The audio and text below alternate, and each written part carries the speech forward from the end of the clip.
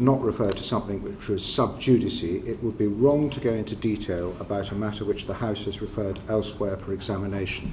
And I very much wanted colleagues and the Prime Minister and the public to understand that we have to operate under that constraint.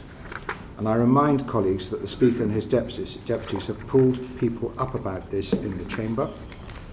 We should not be undermining the process the House itself has set in place. There is, of course, no difficulty in raising any other matter. And the Prime Minister, I have no wish to constrain anything that you wish to say in this committee, but I will have to pull you up if you stray into the Privileges Committee remit. Thank you. Prime Minister, it is our intention to start with the great issues facing the nation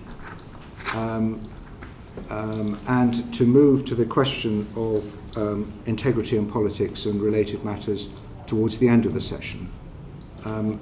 Unless you wanted to dispose of those matters immediately first. I'll be submitted to your committee. I'll be guided entirely. Right, very good.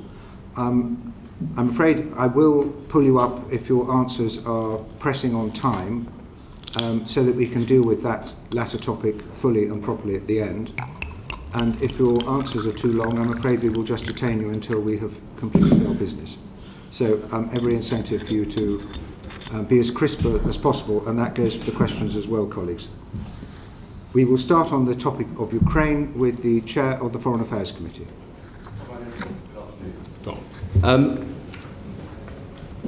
The alliance that has been brought together to dissuade Russia from further actions and indeed to push Russia out of Donetsk and Luhansk has clearly got a window of opportunity before the winter starts to bite and the coalition starts to fracture as energy prices in Europe rise and homes across our country start to suffer.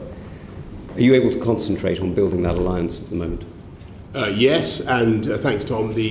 If you look at what the UK has done over the last couple of weeks, I think that the efforts of UK diplomacy, UK strategists, security, armed forces have been very considerable, and the G7 outcomes were at the upper end of expectations. NATO certainly, again, probably both exceeded expectations in the level of unity, and virtually every country around the table in NATO determined to help President Zelensky in that window of opportunity that you described. And you're seeing, of course, food prices rise around the world as the ports of Odessa are closed, Mariupol and so on occupied. What are you doing to make sure that the food is getting out from the Black Sea, that such wheat as is available is able to get out? How are you supporting the United Nations? And what are you doing to prepare those states, including the Middle East and, of course, in Africa, who are facing enormous food poverty and the possibility of migration and the pressures that will cause? So, first of all, on the grain that's being held hostage in Odessa, we're working with the UN Secretary General Antonio Guterres, who's leading the negotiations. The Turks are clearly crucial. They hold the waters. What the UK is offering is both demining capabilities, including remote demining capabilities, which we're good at, and the insurance of the vessels that might be used to ferry the grain out through the Bosphorus. We're also, because we're looking at other routes in addition to convoys through the Bosphorus, we're also doing what we can to help smaller packets of grain go through land routes or indeed up the river, Danube, and out that way. And we're spending some money on upgrading the railways to that end, and you're starting to see some growing quantities of grain coming out, not via the Black Sea, but overland and on the rivers. Now we're seeing, as you know, enormous pressure on the weaponry that goes into Ukraine. We're seeing a lot of promises and, sadly, from many countries, fewer deliveries than are promised. What are you doing to increase the production and cooperation between armaments companies around Europe and around the United States and Canada to increase the supply? The UK led the way in inaugurating the Ramstein conferences, which have brought countries together to supply weaponry to Ukraine, and though the Americans are now very much in the lead on that and are certainly providing the bulk of what's going in. And we'll be doing more in August as the Copenhagen conference, as I'm sure you know, another military donor conference. There is the supplies continue to go in. The Ukrainians are steadily getting the kind of kit that they need if they're going to expel the Russians from where they are. But it's also very important that they are trained to use the MLRS, the multi-launch rocket systems, effectively, so that very expensive weaponry is put to good use. Now, your Foreign Secretary, forgive me, has explained that victory in Ukraine means taking back every single square inch of Ukrainian soil, including Crimea. What's your view of victory? We can't be more Ukrainian than the Ukrainians. That's for them to decide. President Zelensky has set out his ambitions. It will ultimately be for him to decide what the terms that he wants. But he's been very clear that he would like to return at least to the status quo ante February the 24th. And so what is your view of what victory for us should look like? I think that I think the victory for the Ukrainians would be a result that the Ukrainian people feel is the right one. And at the moment, I think I'm right in saying that 90% or more of Ukrainians believe passionately that there should be no deal that involves land for peace, and they want the Russians expelled from every part of the territory that Putin has invaded. Are you confident of holding the NATO agreement together, or rather the European and American agreement together, in making sure that coalition sustains the Ukrainians even when the winter prices start to bite? I think what was notable at Madrid was how anxieties about the friability of the coalition were proved to be unfounded, and that's because the logic of the situation simply demands international unity. There's no other solution. There's no deal on offer. Even if the Ukrainians wanted to do a deal of land for peace, Putin isn't offering any such deal. He still remains utterly maximalist in his objectives, and that's why we have to continue to support Zelensky in the way that we are, and that's accepted around the table. And part of your commitment to sustaining Ukrainian operations and indeed wider British military operations is your increase to 2.5%, given that the various international organisations and indeed our own statistical agencies do not foresee any growth in the UK economy in the coming years. Who are you going to take the money off in order to increase the defence budget? I'm not certain I agree with your premise about the growth of the UK economy in the coming years. I think if you look at both, I'm sure we'll come to this in later sections, but in both the IMF and the OECD see us going back to at or near the top of the growth league. It's still a percentage rather than absolute. Yeah, sure. But the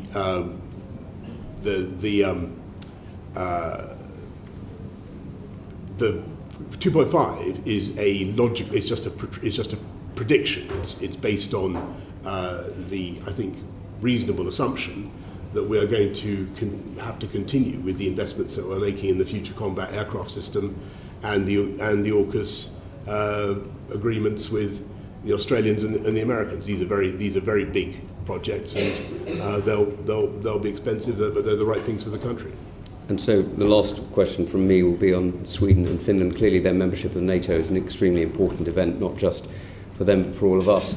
What are the implications for the guarding of the High North, and particularly the integrity of the United Kingdom and Scotland as part of that in the alliance? And what are the commitments that the UK is willing to make to increase cooperation with Sweden and Finland, not just in military supplies but also in training?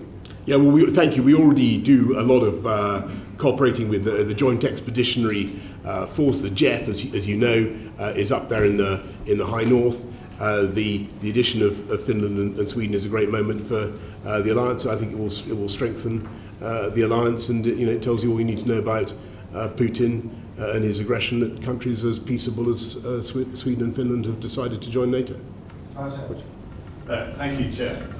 Prime Minister, good to see you again. We're establishing that the world is getting more dangerous. The next decade is going to be very bumpy indeed. I want to focus on UK defence capabilities. Despite the injection of £24 billion, the integrated view has seen a tilt towards cyber and space, which is welcome, but it's come at the expense of cuts to all three conventional services. At your last appearance here, prior to the Russian invasion, you boldly stated that tanks are not the answer to the defence of Ukraine, that the old concepts of tank battles on the European landmass are over. Prime Minister, do you now recognise the value of tanks as part of our landfall warfare mix, and plans to reduce our tank numbers now need to be reviewed? Thank you very much, Tobias. I think that when you certainly, I think that it's important for the UK to have tanks, but I think for the Ukrainian purposes, even more valuable were anti-tank weapons.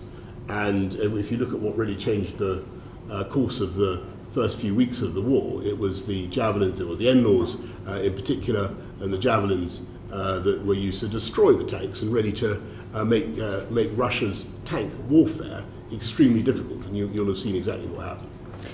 That's understood, and I don't disagree with that. What I'm trying to stress at is that the defence budget, it will actually go down by £1 billion in 2023-24, according to library figures. And you mentioned NLAWs. We have stockpiles which are being depleted.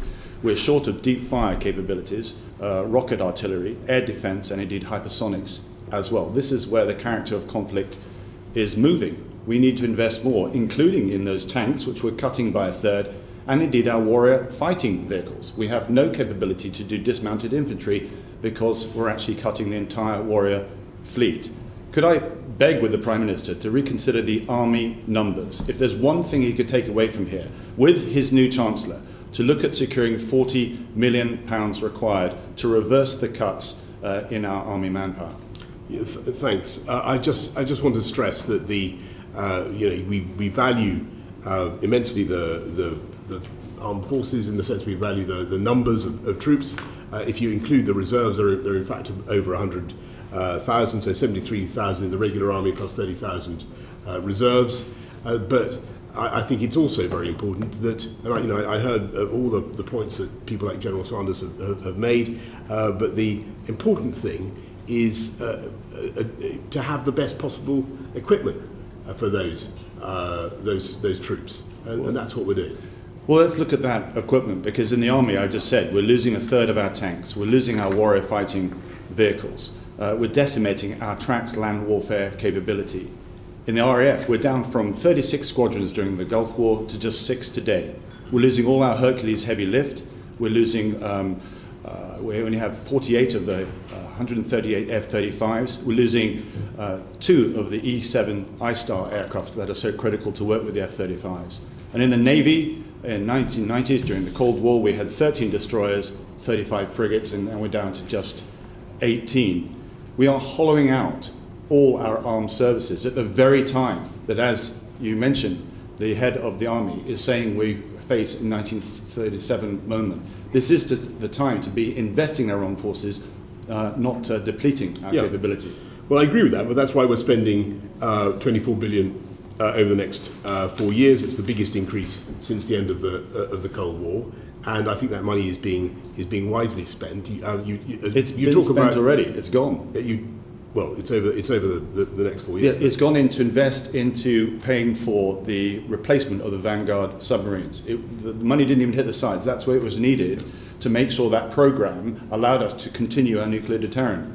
I understand, but we're also committed, as I said earlier on, to a number of massive projects. You mentioned heavy lift aircraft. Actually, if you look at what the UK has, I think we're still by far the biggest possessor of heavy lift aircraft in Europe. On ships, where we've got a very active shipbuilding program. Tobias, I take your point about tanks again, humbly and sincerely, and I will take it away and look at it and look at the armoured personnel carriers, the armoured vehicles. They have been useful to the Ukrainians, particularly the armoured vehicles, but. The committee should be in no doubt. We're investing massively in defence. I hear what you say, but I mean, you're a classicist. Your responses to date make me feel like Homer's Cassandra. I say to you, we must prepare for the storm clouds that are coming over the horizon, and you don't seem to believe me. I say we can't afford these troop cuts in our army numbers, but you don't believe me. And I say that we need to reverse these cuts in our land warfare systems, our ships, and indeed our planes, and you still don't believe me. And there is a change afoot. We are our history, and a turning point in our history, and we need to prepare for what is coming over the horizon. Britain must play its part. There is a gap in leadership in Europe, and I want Britain to assume that role. We can only do so if we prepare today and advance our defence posture. I really think you should have been at NATO to listen to... I wasn't invited, what's sir. One day. To listen to what the other countries say about the UK contribution and the indispensability of UK armed forces, our contribution to NATO's new force model, the role that we play. We're the second biggest spender in NATO, but a massive contributor to all the joint operations. And I think Jens Stoltenberg, the Secretary General, would testify that. And when you say, I don't believe, that's not true. I do understand the need for more spending on defence. It has to be balanced against other priorities, and it is going up. Then reverse those troop numbers. Okay. Can I just press one matter related to this? We have given away our training stocks of NLAW, of MLRS, and other munitions to the Ukrainians. What are we doing to galvanise the supply chain back to a wartime capability that will provide resilience of stocks? Because at the moment we simply can't replace those stocks. Well, thank you. But actually, if you look at what's happening in Belfast, they are making a lot of NLAWs. They're not replacing as fast as we're giving them away. That is a fact. That is true. They take a while to make, but we're replacing them. But I mean, this goes to the heart of the integrated review, which was very good on analysis and requirement, but there are only 2 pages on the implementation. What are we going to do to make sure that we implement the defence and integrated review so that we actually have the capability ready when we need it? Because at the moment we don't. We're supplying a huge amount of capability. I accept the view that we need to modernise and do more, and more NLAWs are certainly rolling off the production line at Thales. I think it's Thales in Belfast. Is it time to quickly? Is it time to review aspects of the integrated review? I think the integrated review has stood the test of time well. And, We're going to move on. And I'm happy to take it up later. Angus McNeill. Thank you very much, Mr. Chairman. Prime Minister, about 4 years ago just now, I was comparing your predecessor to Gloria Gaynor, because she will survive. And at that very moment, there was perhaps a young Lochadvar type making his resignation statement in the House of Commons at that moment. Can you remember who that was? Mr. McNeill, you have to... It was yourself, Prime Minister. I was just checking that you're a bit of a trendsetter in that regard. Yes. But when... It seems from the rumours I'm hearing from Conservative MPs that you're beyond Gloria Gaynor, you're more the Paul Young and you want to tear the playhouse down. And the warning they're getting is, if it's a sure destruction of the Prime Minister, you might make it mutual. You might call a general election of a cull of Tory MPs, something, of course, that'd be very welcome in many sides. But the point of clarification and disagreement that some of us have had in light of powers being taken away from the Fixed Term Parliament Act, do you need the permission of the Queen, or do you just need to inform the Queen to hold an election? No, I really don't think that anybody in this country wants politicians to be engaged in electioneering now or in the immediate future. And I think that we need to get on with serving our voters and dealing with the issues that they care about. So your nervy backbenchers are okay. Interestingly, we've had some difficulty in the International Trade Committee with CRAG and the triggering of the process to bring about this, and you get a note about this in Parliament. We look for an extension of CRAG. But I also want to put it to you, Prime Minister, Brexit is a 5% damage to GDP. And these trade agreements you're signing up to are a minor part. I mean, they're 0.08% of GDP. It's equivalent to going out and losing £500 and coming back with £8 or £2, it could be in the case of New Zealand, and thinking you've done well. Is the Brexit process and the trade agreement process good for the economy, given what your own figures are saying? Yes, I think that they are. And so if you lose £500 and come back with £8, you'll tell us all you're having a good day. It was the ability to set our own medicines policy that enabled us to come out of the to vaccinate everybody. Every country's done that. Come on. And the death rates. We can trade that. I'm asking you a specific economic question. Fair-minded people. What about 5%? Order. Can you answer Order. Prime Minister. Thank you. Prime Minister, can you answer Prime Minister. Can you answer the question? Yes. So to your point, Mr. McNeill, about the economic benefits, just one. In addition to the free ports, free trade deals, the ability to vary regulation, and all the rest of it, I would point out that by being able to vaccinate faster than a lot of other, I think virtually every other European country, Mr. was able to come out of lockdown, which was a considerable it's an economic question, not a vaccines question. Mr. McNeill. But I don't want an answer to carry vaccines. on. Because time is short. Thank you. If you can't see the difference between £500, take away £8, and note that he's out of pocket, we have to leave that there, and the public can make up their own mind about the Prime Minister. Prime Minister, something else that's concerning many of my constituents is EGNOS. You might not know that it's a European Geostationary Navigational Overlay System. It's a 3D system for aircraft in the air. The UK is the only G20 country without such a facility. It's affecting the training of pilots as well. Will you get the UK back into EGNOS quickly, or have an equivalent 3G navigation system in the air in place soon? It's required. Well, thank you. That is a very interesting suggestion. I'll happily look at that. We do have a pioneering low Earth orbit system of satellites called OneWeb, as I'm sure you know. But yeah, it's of no use to aircraft at the moment. I don't know whether that's of any use. No. Perhaps you'll write to us on that matter. Yeah, thank you. Prime Minister, you're a fan of imperial system. You want to have imperial measures. Well, I think people, if people want to have them, I don't think that. How easy is the system? I mean, how many ounces are in a pound? No, I'm not going to. I'm afraid I was brought up in the. So you don't know how many ounces are in a pound? The basics of the imperial system. I think there are 16 ounces. Mr. McNeill, we can't hear either of you what you're saying. 16 ounces to a pound. 16 ounces. 16 ounces to a pound. I would tax you with pounds in a stone then. But I've got to make a confession. I was educated all over the place, and I can do metric as well. Let me put it that way. So the Prime Minister of the UK is more adept in the metric system. Excellent. I can tell you what I think of my weight in stone. How about that? Okay, thank you very much. And probably put your mind at rest. I mean, I've heard mention of Sweden, Finland, and Scotland. I have no questions to ask about independence of Scotland. It's not a matter for you, it's a matter for the people of Scotland. Yep. It will be decided in Scotland. And I think, Prime Minister, that's about all that we need to discuss at the moment. Thank you. Mr. Chair. Thank you, Mr. McNeill. Sir Robert Goodwill, DEFRA.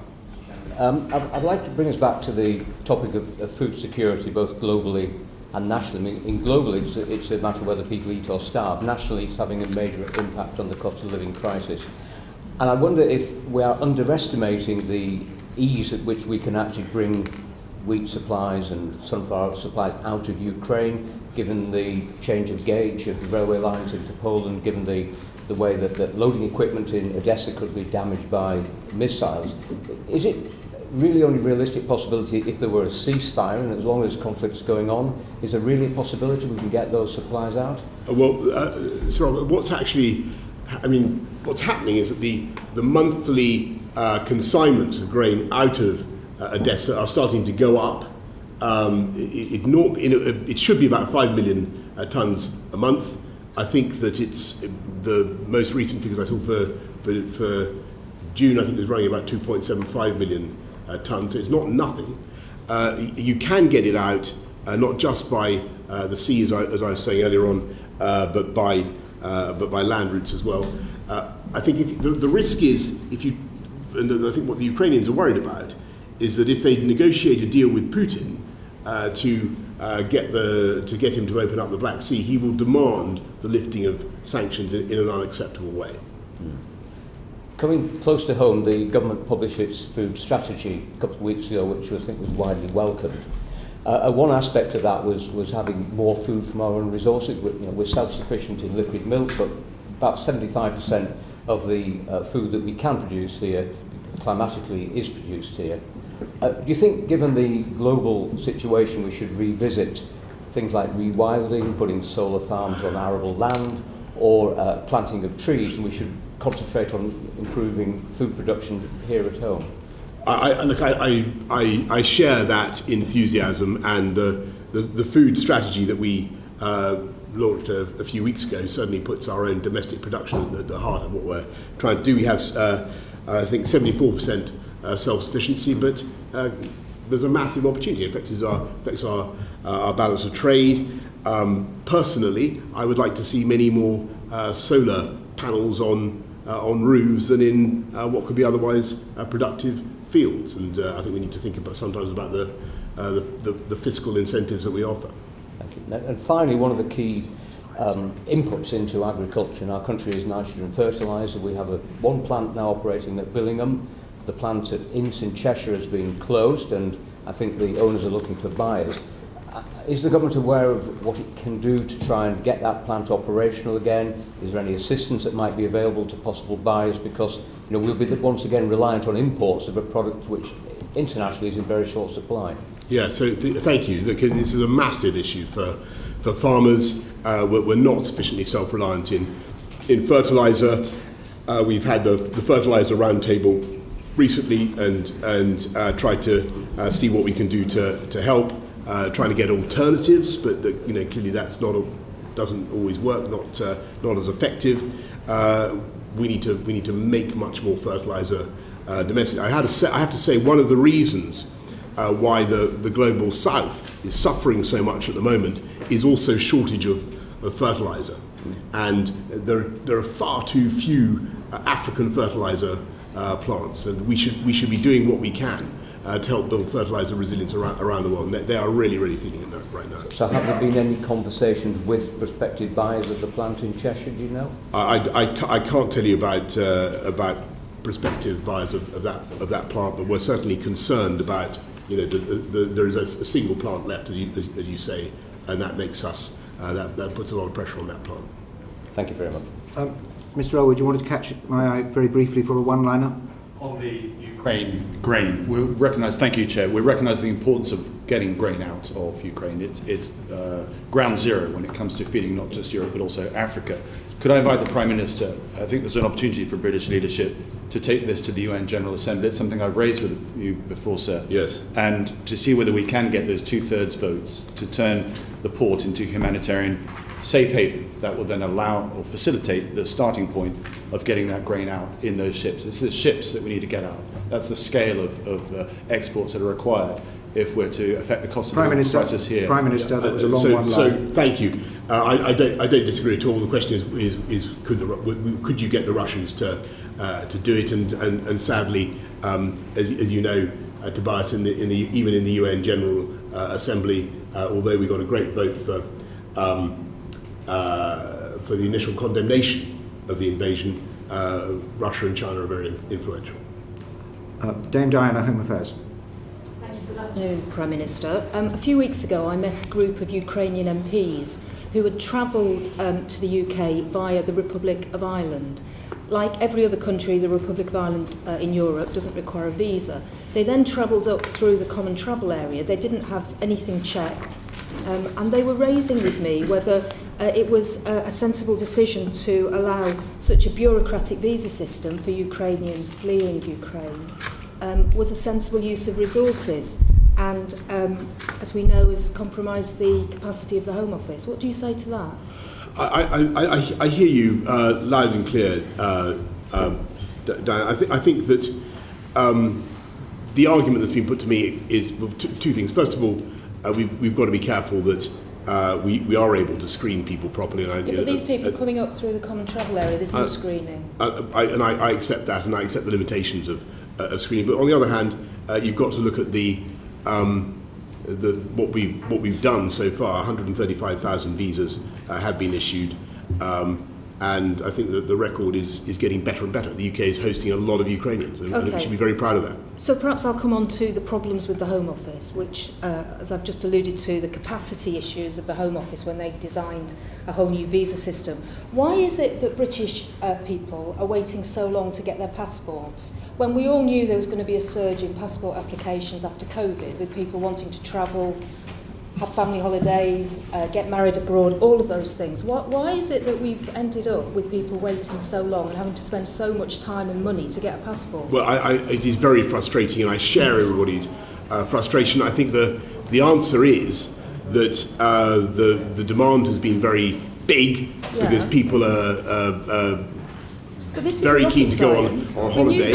We've rushed people into the passport office. But why are we having to do that? We knew this was and the numbers are starting to improve. I think from memory, 91% get their passport within 4 to 6 weeks. Well, the standard that the Home Office is supposed to operate on is 3 weeks. It's now 10 weeks. When will it go back down to 3 weeks? Well, I don't know when it goes back down to 3 weeks, but what I have in my head is that 91% get their passport within 4 to 6 weeks. And I'd urge everybody who's thinking of going away, 4 to 6 weeks from now, and hasn't got a passport, to get a passport. Okay, so the bread and butter issues just aren't being looked at by the Home Office and dealt with in a very good way. Can I just ask you, why is it your government has now got a backlog of 89,000 asylum claims that they haven't decided? Why has that happened? Well, the UK has historically had very large numbers of asylum claims, and I seem to remember that there were many thousands of asylum claims left undecided when the last Labour government left office. No, Prime Minister, the asylum claims in this country have remained fairly steady in the last few years. So your Home Office has built up a backlog of nearly 90,000 claims they've not decided. So can I just ask you then, why is your government so bad at actually sending back failed asylum seekers? In 2010, we sent back 10,663. Last year, we sent back 806 failed asylum seekers. Why?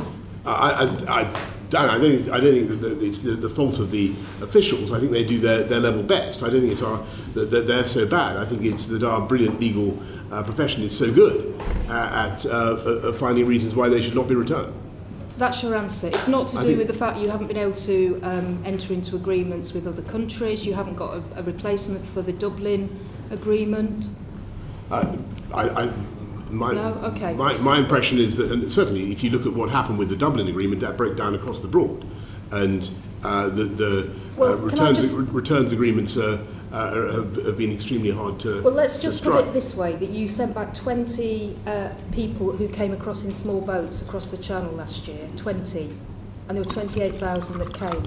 Can I just ask you, do you expect the cuts to civil servants that you're talking about, the 20, 30 or 40% cuts, will that help the Home Office get to grips with some of these problems or make it worse? I think that certainly what you need to, so when you talk about the asylum seekers crossing the Channel illegally and in very frail vessels. No, your cuts. The way to fix that is not just by having more civil servants. I think it is to have a proper deterrent for the people traffickers, and to reduce the numbers of people who are being made to risk their lives. Okay, just my final question, if I may.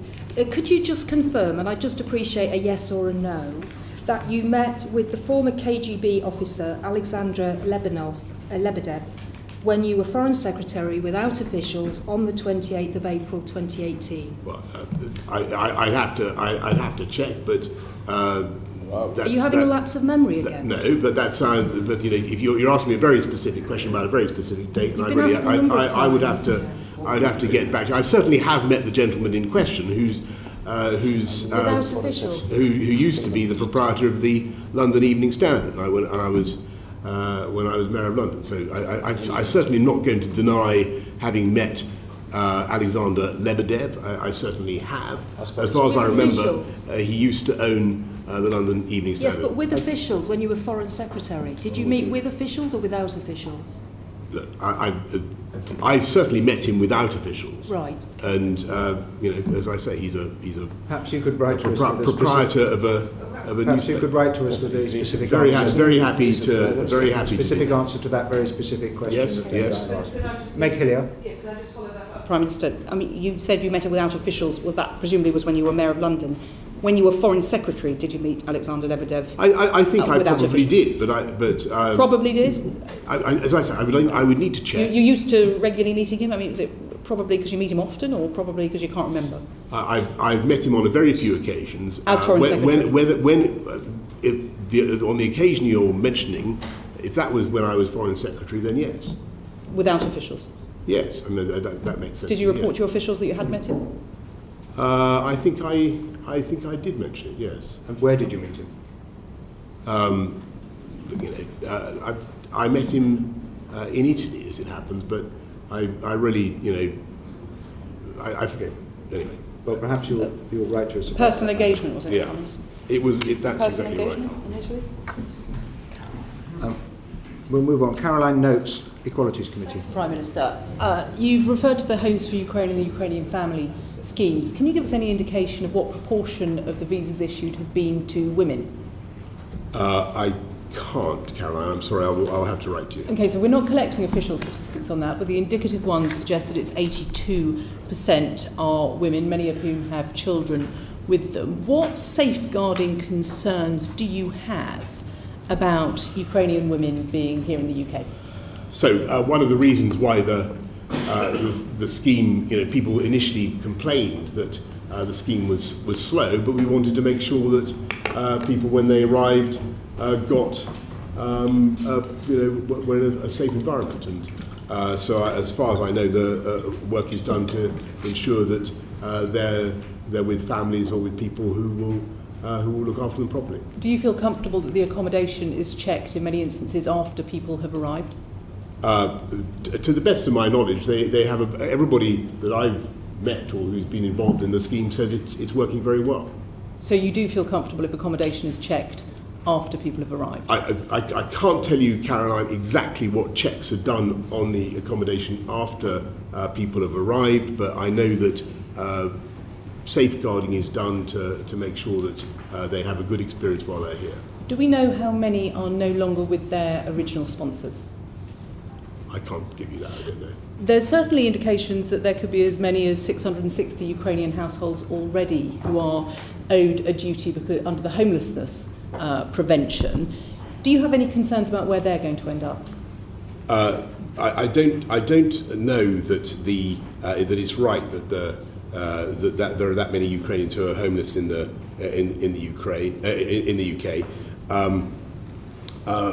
I think that where there are arrivals who have had a problem with their sponsors, with the household, the councils have a duty to provide a roof for them, and that is supported by a grant of £10,500 per person.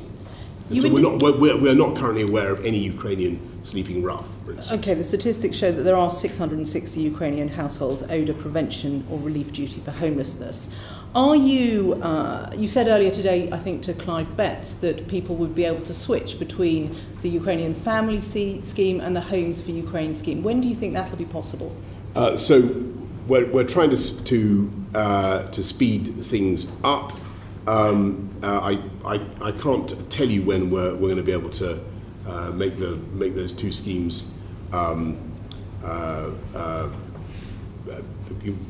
people to move fluidly from one to the next, but clearly there's a logic in that. And if people should be able to switch between the family scheme and the Homes for Ukraine scheme, should they also be able to switch sponsor within the Homes for Ukraine scheme and have the £350 a month funding follow them? Interesting idea. We'll have a look at it. I'm not going to extemporize a solution. If a lone woman has fled a sponsor's home because of safeguarding concerns, do you think the funding should follow her? Well, I can see the logic of that, yes. But I will certainly have a look at what's happening. I'm sure I'm sure that particular issue is something that Home Office staff have thought about. Perhaps Minister Harrington and Minister Gove, if they're still with us, could look at that. Can I ask you specifically, when it comes to safeguarding concerns, yes, should safeguarding always be straightforward? Well, of course. Thank you for that. And finally, we know that people traffickers are operating between on the borders of Ukraine, particularly targeting women and young girls. Do you have any concerns that Ukrainian women are going to turn up on the beaches of Dover, trafficked here in small boats? And if that happens, what should we do to help them? Well, to the best of my knowledge, that is not happening at the moment. We have safe and legal routes, several safe and legal routes for Ukrainians right now.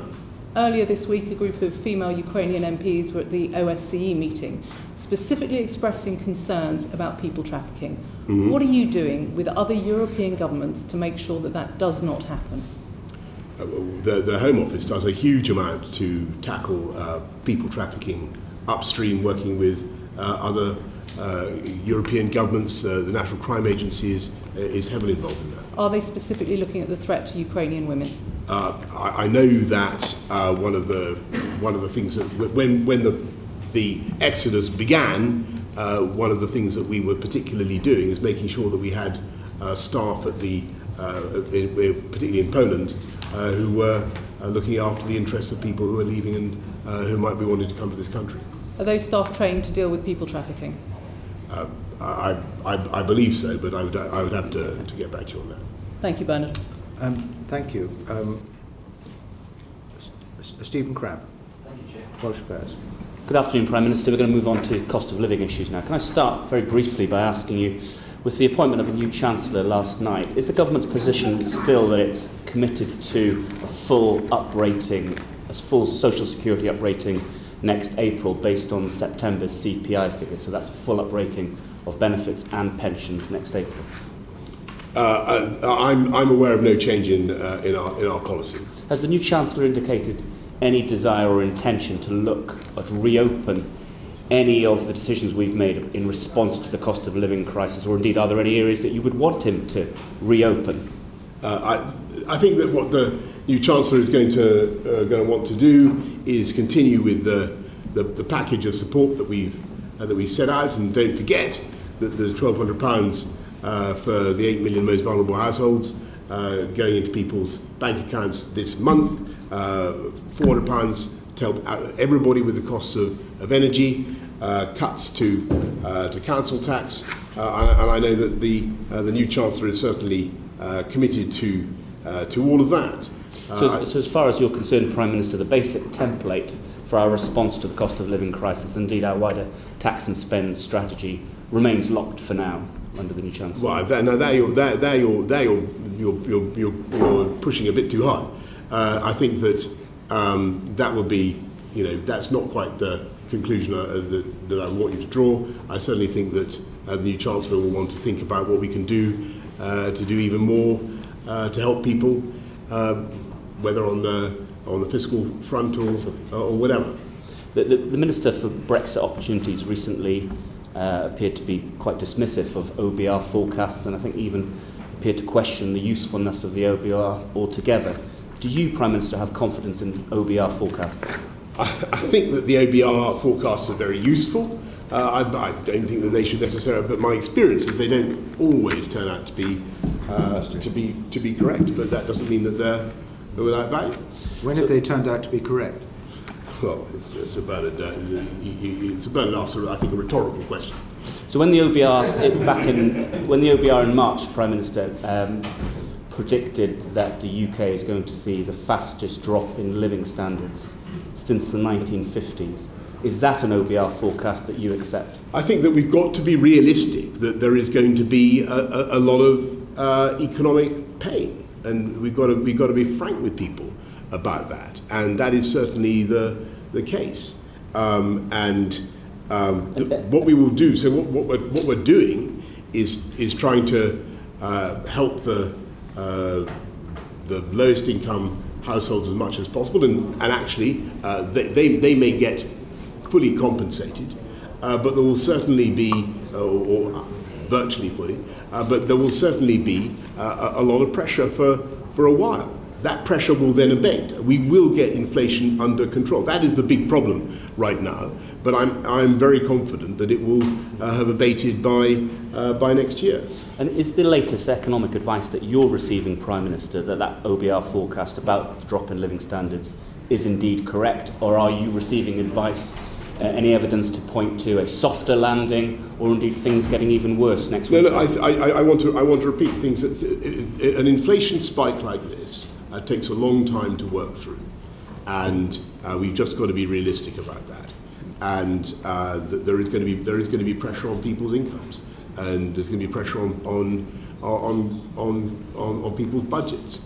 And it really is. We cannot ignore that. We will try to help people with massive or very substantial contributions to their paper to support them. And I've mentioned some of the sums that make up the £37 billion of support.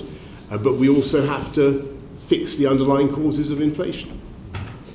I mean, Prime Minister, you said a few moments ago, and I think you're absolutely correct, it's going to be very, very painful. And indeed, if the OBR forecast about living standards is anything like correct, it's going to be absolutely brutal for many families out there in the country in the months. I didn't say that, Stephen. But that's my language. Yeah. Your language was painful, very painful. Do you accept, Prime Minister, forgive me for asking this, that at a time of such economic crisis for the country, for many families up and down the country, that what the country needs is a government with the very best team, the very best focus, absolutely squarely focused on tackling these issues? And when you see, Prime Minister, people like John Glenn leaving government, people like Kemi Badenoch, people like Neil O'Brien, one of the intellectual architects of levelling up, do you not feel, Prime Minister, that the very ability, capacity of this government to address these enormous overhanging issues is deteriorating as we speak? Well, when I came into Parliament, I think there were about 140 Conservative MPs. I can't remember exactly what the number was. There are now 365 or so, the 360 there or thereabouts. There is a wealth of talent, Stephen. Order. We should be confident in our ability to. And as for your point about the government focusing, the government is certainly focusing on the issues that matter. And today we're cutting taxes for everybody by £330 for 30 million people. Just this day, I've talked about the £1,200. We've just got 500,000 people off welfare into work.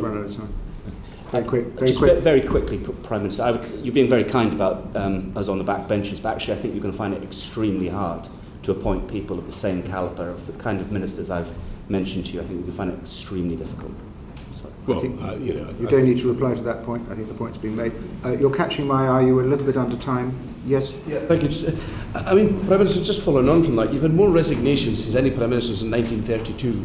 Michael Gove has told you to go. The charade's up. The game's up. Really. Will you be Prime Minister tomorrow? Of course, Mr. McNeill. But next week? I'm here to. Rather than giving any running commentary on my own career, I'm here to talk about what the government is doing, and that is. So that's what I was telling Stephen, and we're doing a lot, more and more. Hugh Merriman, Transport. Thank you, Sir Bernard. In the 6 minutes I have, Prime Minister, I want to talk to you about transport policy delivery, if you're focused. I want to talk about rail, air, and also road.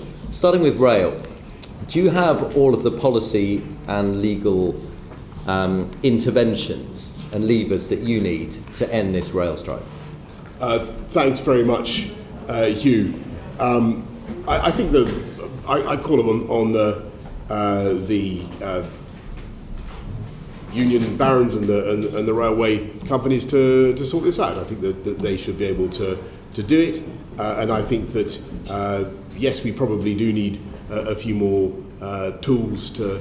And specifically, what well, I think that you could have minimum service levels, you could have ballot thresholds, and as you know, we're bringing in, I think we've already brought in the provision for agency workers where that's necessary. Now, that's not going to fix problems like train drivers. You're not going to get agency workers to drive a train, but the argument I would make is that you need to modernise. So let me just again focus on the levers, because I think under the Conservative manifesto there was a line that said only the Conservatives could get Brexit done, a few more things, and stop passengers being held hostage by the unions. But in fact, and that was with the introduction of that policy of minimum service levels.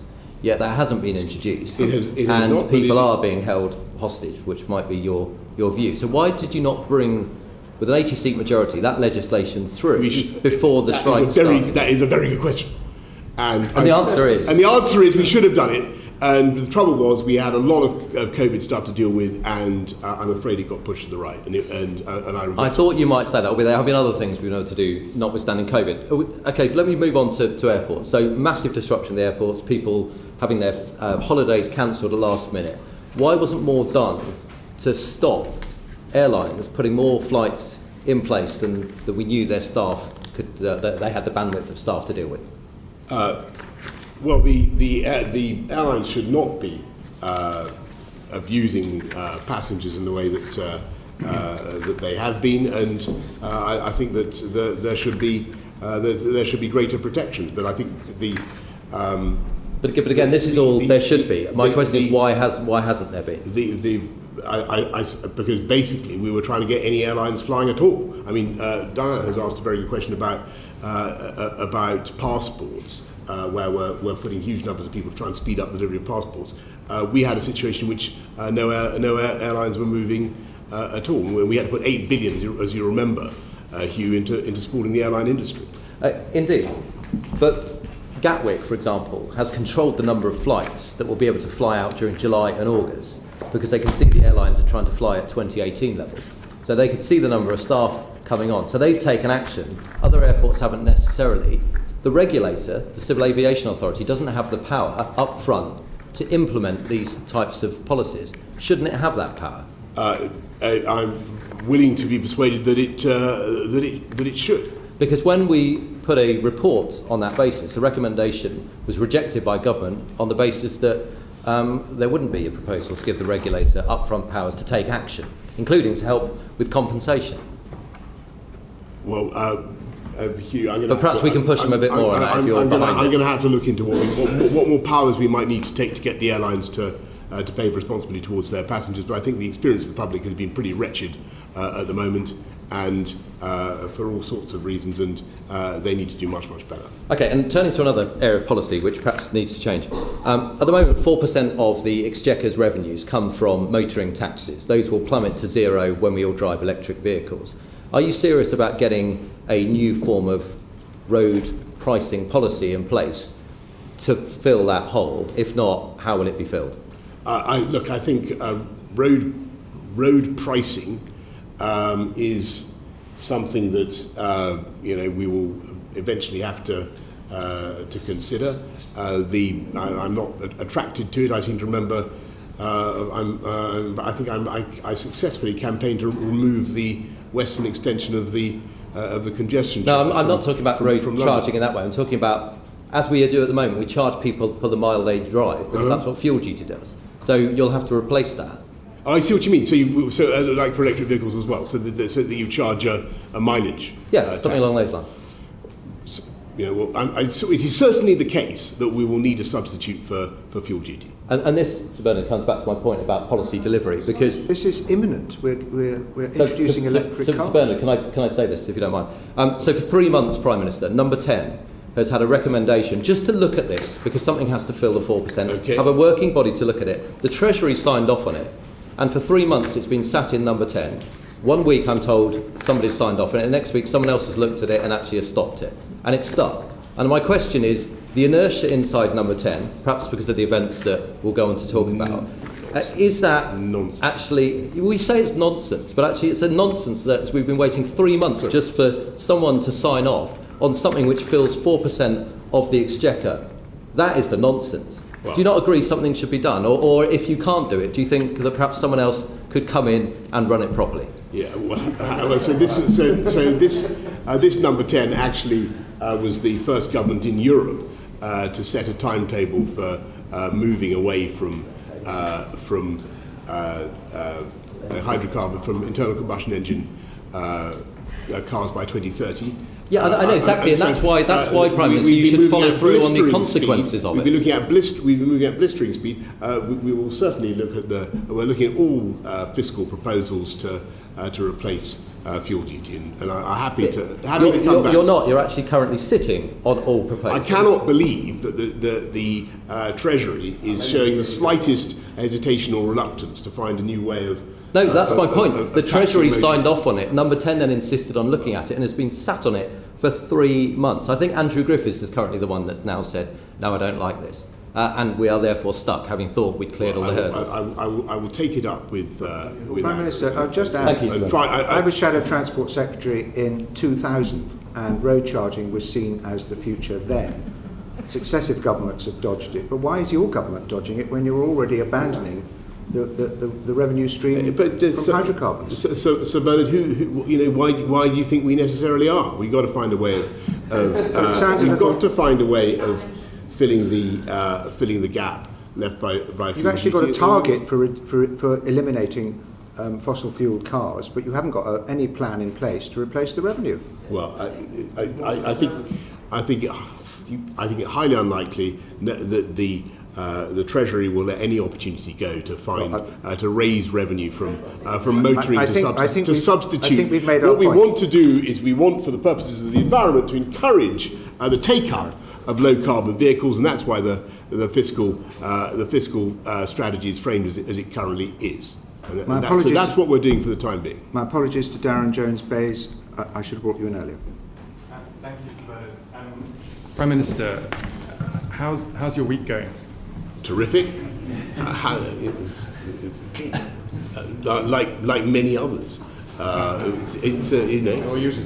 Did Michael Gove come and tell you to resign today? Look, I think I said earlier, Sir Bernard, that I'm here to talk about what the government is doing. I'm not going to give a running commentary on political events. Okay, so let's talk about what the government's doing. You've just said today that the government's giving the biggest tax cut in a decade, but it's a tax cut to your own tax rise, isn't it? No, what it does is it gives people, 30 million people, by lifting the thresholds, it gives them, on average, a tax cut of £330. Against the tax rise that you previously announced. In fact, freezing tax allowances for average income taxpayers means they're going to pay £46.8 billion more over the next 4 years. Tax is going up, not down, isn't it? It is certainly true that what we've had to do is make sure that we deal with the fiscal impacts of COVID, and I think the committee will remember that this was we had a colossal fall in output. We had the biggest pandemic for 100 years, and we had to look after people and businesses to the tune of £408 billion. That money doesn't grow on trees. We've had to. So in order to protect our schools, our hospitals, we of course have had to increase. We've had the health and care levy. I just need to, but what we're doing Prime Minister, now I just need is to move you on, helping Prime Minister. people on average with Prime a £330 tax cut. I asked about the tax cut announced today, but I'll just move on. Let's look about the economy before the pandemic, because you've mentioned the pandemic, understandable event that was very difficult for government. But before the pandemic, between 2010 when the Conservative Party came into office and before the pandemic, national debt increased by £640 billion. It's now 100% of national wealth, and you keep announcing tax cuts and spending plans at the same time. Are you just going to keep putting more and more debt onto the nation's credit card? Sorry, you were just complaining about taxes going up. I'm asking you about what you're doing in government, Prime Minister. Get your story straight. Well, my facts are from the Treasury, Prime Minister. What we're doing is we have to be sensible and we have to be responsible. We're making sure that we manage the public finances in a prudent way, but I think that there will be scope further tax cuts in due time. Maybe imminently, perhaps. Can I just move on? Prime Minister, can I just move on to economic growth? You said yesterday you welcomed your new Chancellor, Nadeem Zahawi. Yes. Because he would grow the economy in a way that presumably Rishi Sunak couldn't. But we're more likely to end up in a recession. I don't think I said that, but anyway, go on. Well, we're more likely to end up in a recession this winter, aren't we?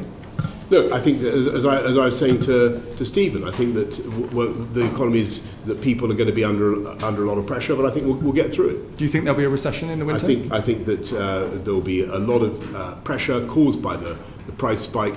We are going to do everything we can to shield people, to deal with the underlying causes of inflation, whether that's through the energy markets or the labour markets or whatever. And there's a lot we can do.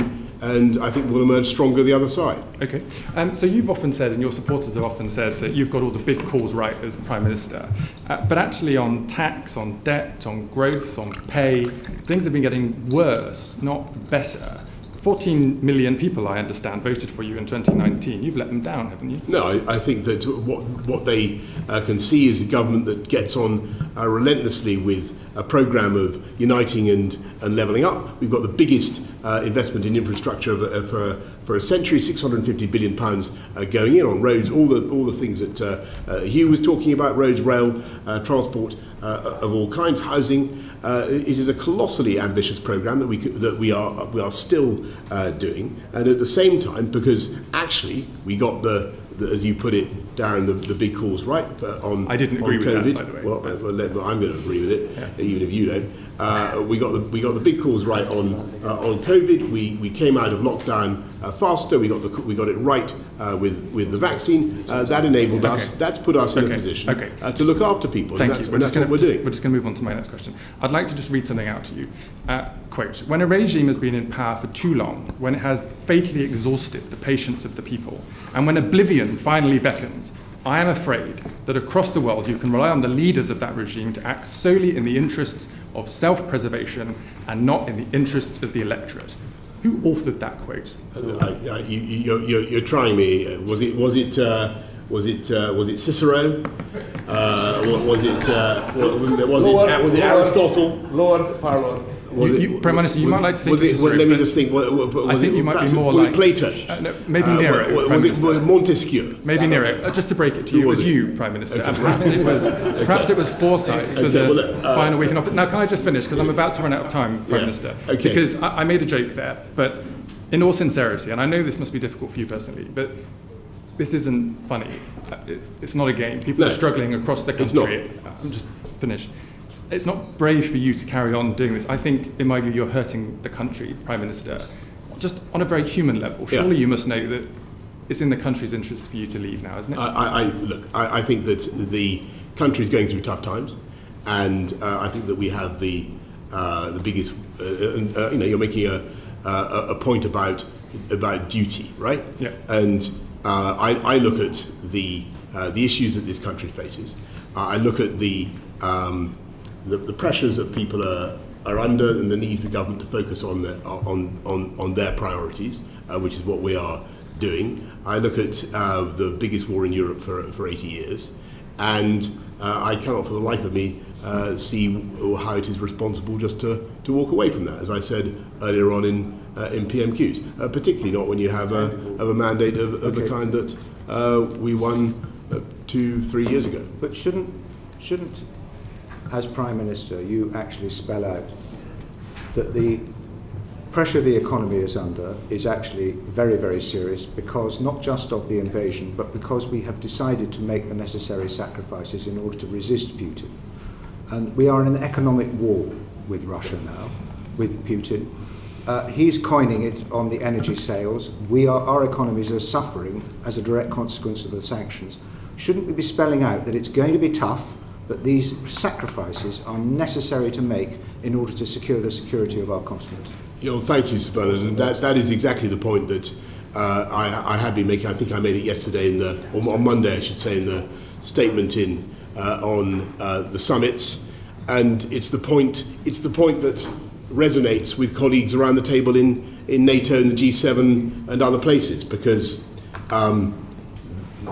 the cost of not standing up to Putin is that you legitimate or you encourage further acts of aggression in other parts of the former Soviet Union, destabilizing the whole continent, if not the world, causing further economic distress and uncertainty going on for years and years. And that's why I made the point about the decades of peace and stability that followed the Second World War, when we finally learned to stand up to dictators and not to accept that borders could be changed by force. That decision led to decades of the rule of international law, expansion of global trade, peace and stability. And we need to inaugurate that era again. Thank you, Prime Minister. Rob Half on education. I'm starting off with fuel, and then I'm going to go as it segues in. If I could just move from Ukraine to a fish and chip shop in Harlow, Prime Minister, if I may. They are down 150 customers a month. Their takings are down £5,000 a month. Their energy bills have gone up from £1,800 to £3,000 a month, and now he's got to pay over £2 to fill up his car and the vehicles, £2 a litre. Can you understand what is fueling the haulier protests? Whilst I don't agree with direct action, I do have sympathy for what they're asking for. And is it not the case that the 5p fuel duty cut, whilst welcome, was swallowed up, and that actually this is unsustainable, and that you need to slash either fuel duty or VAT, but also to look at introduce a pump watch monitor, because just finally, we know that since the 14th of June, the wholesale price for diesel fell by 7.2 per litre, but filling up costs increased by 8.1p. For petrol, the wholesale price dropped by 14.9p, but the pump price rocketed by 17.4p. So motorists, everywhere you look at it, they're being fleeced by the government and they're being fleeced by the oil companies. So what are you going to do it? Because if you don't do something, there is going to be a Canada-style haulier protest around the Palace of Westminster. I have no doubt that this is going to spread. Yeah, well, look, Robert, thank you. And you've been campaigning on this for years and years, and I listened to you very attentively. As you say, we have cut fuel duty by 5p for a litre. It's only about 100 quid a year. I appreciate that that's not much for people, and it's being swallowed up by what's happening on the forecourts. So we are doing Grant is, I believe, doing a pump watch scheme to ensure that cuts that we are putting in do get passed on. But clearly, the pressure is there, and I hear you loud and clear. I think before Angus leaves, one of the benefits of Brexit is you can cut VAT on fuel. I should have pointed that out. But do you recognise you need to slash it? You need to literally cut it by a significant amount, because this is unsustainable. It's hurting our frontline services, it's hitting our bus services, hitting transportation, and it's hurting our businesses as well. I hear you loud and clear. So we have a new Chancellor. We will see where we get to on that. But I hear you loud and clear. Okay. If I can move to education, I was distressed about the closure of schools, and I thought it was a huge mistake that they were closed for most pupils during COVID. During COVID, I thought it was a huge mistake, something acknowledged by the previous Education Secretary, now Chancellor. We now know that there are 124,000 so-called ghost children who've not yet returned to school. Persistent absence has gone up from 1.6 million to 1.7 million.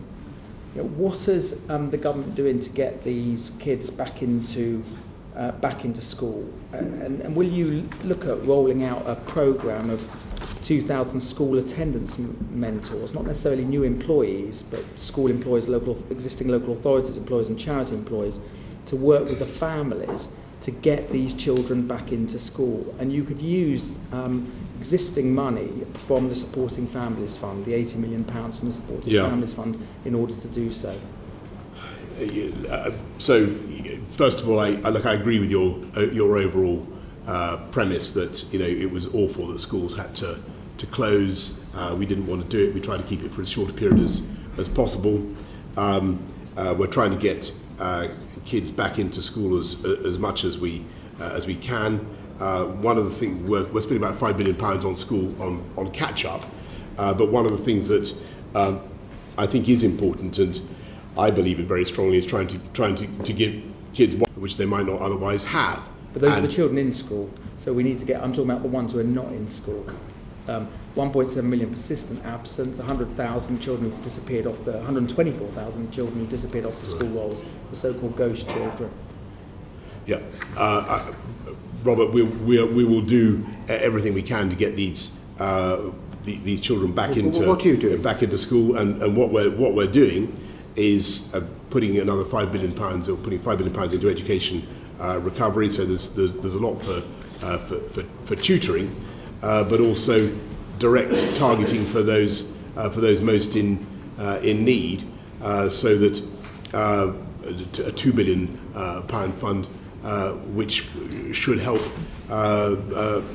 schools to get those ghost children back. But this is something that I'm afraid is going to require a joined-up effort. It requires councils, it requires a lot of bodies to come together to get those children back into school. Children's Commissioner has said that she wants all the kids back by September. I just think the priority for education should be to the education department should be to get these children back into school. It's just wrong that so many children are missing school and not yet returned. They have faced safeguarding pressures, damage their mental health, lifetime, trying to join in county line gangs. And I would urge you to look at the Supporting Families Fund, as I mentioned, the £80 million. Just very finally, I brought through a 10-minute rule bill called the National School Infrastructure Bill, which would treat schools the same as other national infrastructures to stop schools closing again. And that if, God forbid, there was another wave of COVID and the government decided to make a decision to close schools, that the Children's Commissioner would have a veto, and that Parliament would make an individual decision on school closures every 6 weeks. What's the question?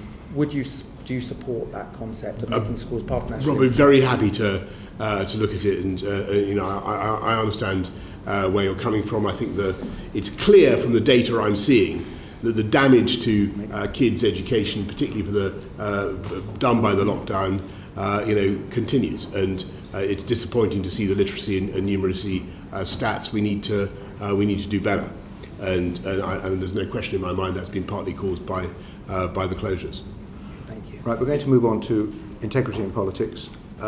We are bound to overrun somewhat because we have to do this subject justice. So I hope, Prime Minister, you'll be able to stay until we've finished. Rob Halfon, Justice. Sorry, Bob Neal, Justice. How important is the truth to you, Prime Minister? Very important, Bob. And accuracy of language and statement? Also. Very important. Very, very important. And do you expect those standards from those who work for you in Downing Street, either as spokespeople or those who brief ministers to speak on behalf of the government? Yes. Can you help me about this? The story concerning the Honourable Member for Tamworth broke on the morning, late evening of the 29th, morning of the Thursday, the 30th. In the course of subsequent days, a number of statements were made by spokesmen on your behalf, in which it was said, in terms, that you had not been aware of any specific allegations. That's correct, isn't it? Yes, and that was not right, and just so the committee understands what I was doing. So on the Friday, when the allegations were put to me in detail, and the fact that a complaint had been made, I was mainly engaged in talking to a witness and removing the whip from the member in question. That's what I. Okay. Well, perhaps I can come to that. Prime Minister. What we should have done at the same time, I then left the building. But what we should have done is gone over all the interactions between government, me, and the member for Tamworth, and got a full timeline, and I'm afraid we didn't. And that's in retrospect. And I should have done that, but as a result, some things were said that weren't right. As soon as I was aware of the discrepancy, we we took steps. Can you just tell me about this? Okay. Well, what we do know is that on the 5th of July, Lord MacDonald of Salford, who was the permanent secretary, Under-Secretary at the Foreign Office, said this, that the line that had been put out was not accurate, which you now accept, said this, in a letter to the Parliamentary Commission for Standards. Mr. Johnson was briefed in person about the initiation and outcome of the investigation. There was a formal complaint. I'm sure you've seen Lord MacDonald's letter now. Great. Do you accept the content, the accuracy of the content of Lord MacDonald's letter? And so that's entirely correct. So if I could just you accept what Lord MacDonald says has been. Well, and I wouldn't want to say that I accept absolutely everything he says, because but what I can certainly tell you is that I don't have it before me. What I can certainly tell you is that there was a complaint and you were told the member for Tamworth in 2019. Yes, late 2019. And that complaint was upheld. Yes. The matter was resolved within the Foreign Office. It was not deemed to approach the anything like the level of criminality or the Ministerial Code. Okay. But I was briefed on it in on 2 occasions by the propriety and ethics people who, first of all, that it was happening, and then being concluded. And on both occasions, what I had was an extremely short oral account, of which there was, on Friday, there was no record of that in number 10. It didn't stick in your mind then? There's no written record of that. Forgive me. It isn't common for a serving Minister of the Crown to be subject to an allegation of sexual impropriety, is it? I don't want to go into the details of the allegations, because I think there are human resources issues there. But I'm not certain that's a fair characterisation of what happened. At all events, it was a serious matter, and this was someone who had worked closely on your leadership team only a few months before, so you'd be aware it was sensitive. That's fair. A fair yes. Okay. It was also to be fair, almost 2.5 years ago. Well, yes. But it's not the sort of thing you forget, is it, Prime Minister? Well, as I say, now that when it was drawn to my attention a couple of days later that there was a discrepancy between what we were saying abroad, as it were, and what number 10 was saying, and the fact that this briefing had taken place, I took steps to clear it up as soon as I could. The suggestion you couldn't recall that was said on your behalf, is that a serious explanation? You couldn't recall this unusual incident of someone who was a close political ally? No. What we failed to do on the first day was to go over all the possible interactions between me and the member in question, all the possible decisions that I might have taken. As it happened, the issue, the report about the complaint was not raised to me as a point for any kind of decision. It was simply something that was mentioned to me in the margin of other meetings as a point of, as I recall, as a point of information about what had happened, because it was the Foreign Office that dealt with it. But Prime Minister, when you were considering appointing him into the government most recently, how true is it that actually you wanted him to be Chief Whip? Not to my recollection, Sir Bernard. I don't think so. I think the suggestion was that he was going to be Deputy Chief Whip. And I think that's what happened. And what happened to all the messages pouring into Downing Street about the risk of appointing this person? Well, because there were plenty of them. Well, I don't know how many there were, but there was certainly. But why couldn't? I mean, there's a cultural problem here. Why couldn't the system hear that there was concern about this appointment? I don't think that's entirely fair. Well, then why did you refer it if you're to talking about ethics and to the ethics and proprietary director in the Cabinet Office? Why was that necessary if there wasn't a concern? Okay, every ministerial appointment automatically goes to the propriety and ethics team, so they look at every one. William Bragg. Good afternoon, Prime Minister. Good afternoon. I appreciate that today is a day of events, and though this meeting has not quite resembled a Moscow show trial, because I think certainly they were livelier, it must be nonetheless quite difficult, and I do pay tribute to you for turning up today. I wouldn't dream of being anywhere else. Indeed. Having said that, delighted to be here. Having said that, at which point does it become impossible for the Queen's government to be continued? I really think that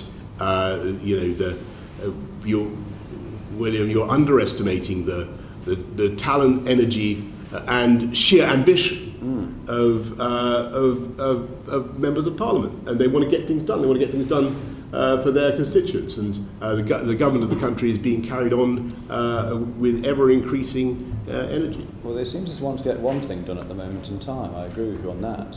But I think the issue that we have is that you've had, at least my initial calculation at the start of the meeting was 27 ministers and aides resigning. There have been more in the meantime. Do you think there are swelling ranks of those young thrusters on the back benches who could replace them? I think it highly likely, yes. Ambition, could that not be considered delusion at times?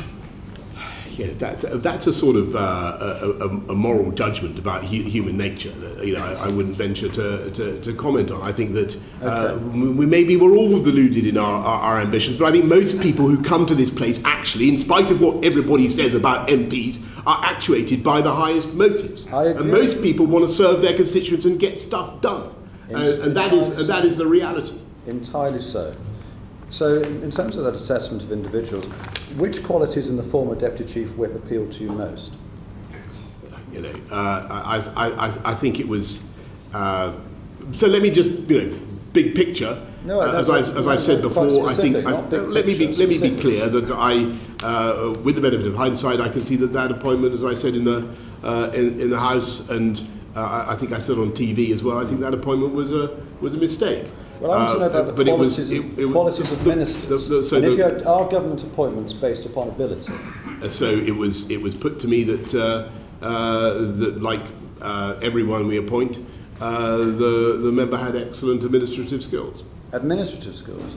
Was he behind what's colloquially known as Operation Save Big Dog? Look, to the best of my memory, he was in addition to serving as Deputy Chief Whip under the previous Prime Minister, he did a stint at the Foreign Office and then a stint at the Department of Communities and Local Government when he was involved. He had a role in housing, and the accounts I had were positive. Casting our minds back to January and February, it was a tricky time. And certainly some people in the shadow whipping operation used their charm in order to persuade. And I think it's fair to say others used aspects of what we might describe as being offensive to work that wonder for you. So why was Mr. Pincher the first to be invited into Downing Street on the day of the reshuffle when the most senior job available was that of Chief Whip?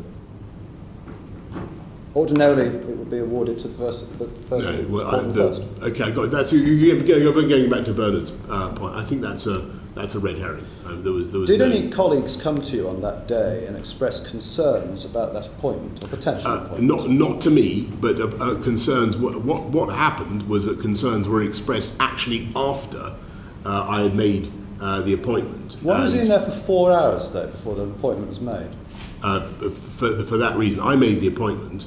And then when it got on with making other appointments, but there was a problem that needed to be resolved. What was that problem? I think that I probably ought to, given that this member is. No, they're investigating him, Prime Minister. They're not investigating you. Yeah, so but I don't want to offer any more commentary that might or might not be. I'm sorry, we're asking you might or might not be correct about it. Well, come on. It's quite a direct He's asking a straightforward question, Prime Minister. About your judgment and how you approach appointing ministers. Yes. So let me be clear.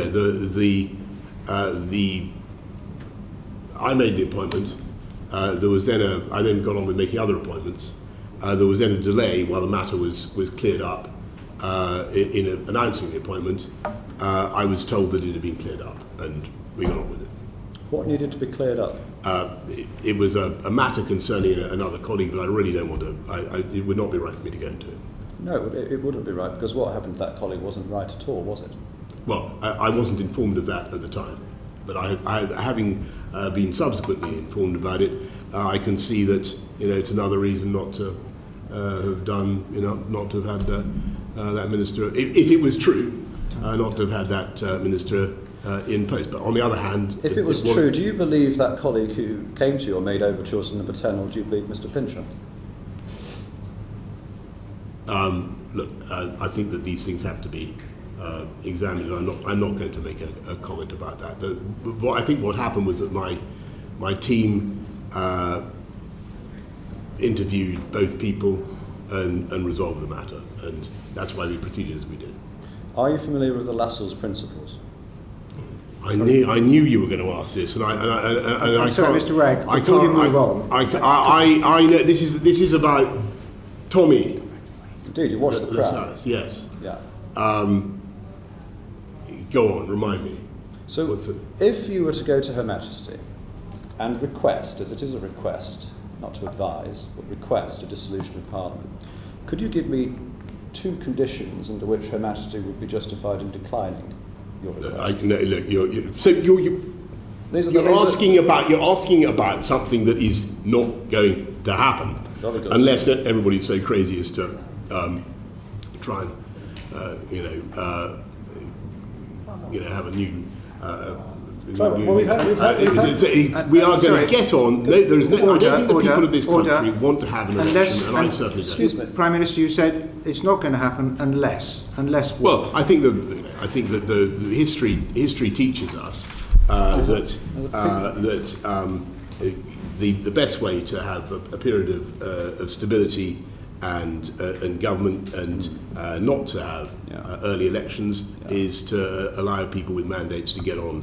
Unless what?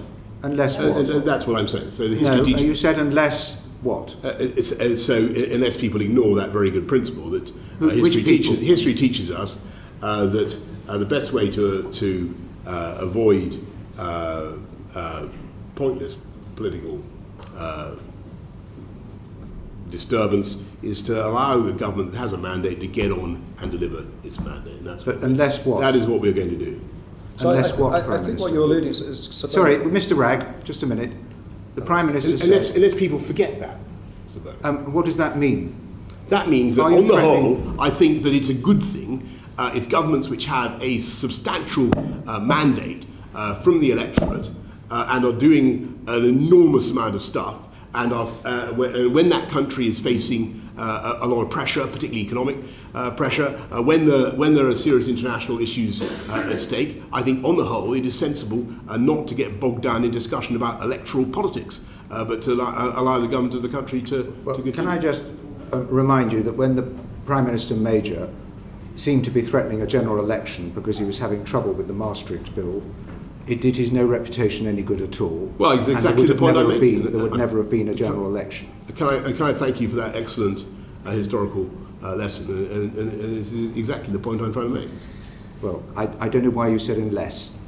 Mr. Ragg. Thank you, Sir Bernard.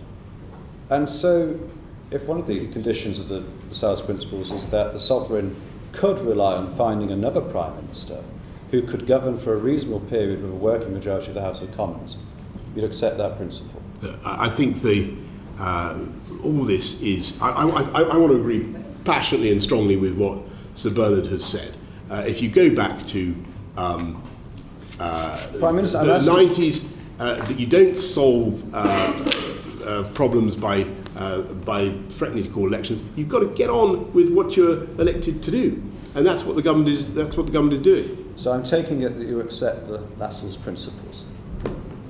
They sound insofar as they're designed to prevent pointless wildcat elections. They sound sensible to me. Thank you, Sir Bernard. Mr. Brand. Thank you, Sir Bernard. Welcome, Prime Minister. Have you been told of any other allegations similar to the conduct of Mr. Pincher about any other ministers in your time as Prime Minister? I'm going to have to tell you, Chris, that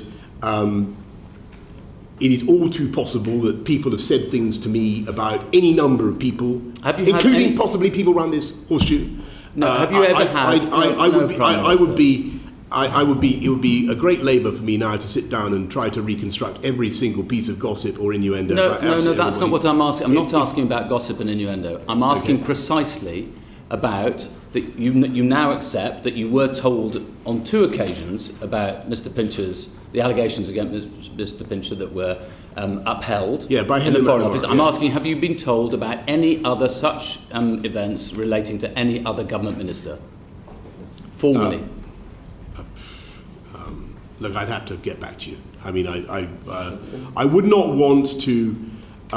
it seems extraordinary that you wouldn't know whether there are allegations outstanding against your government ministers of sexual impropriety such that they might constitute potentially criminal offences apart from anything else.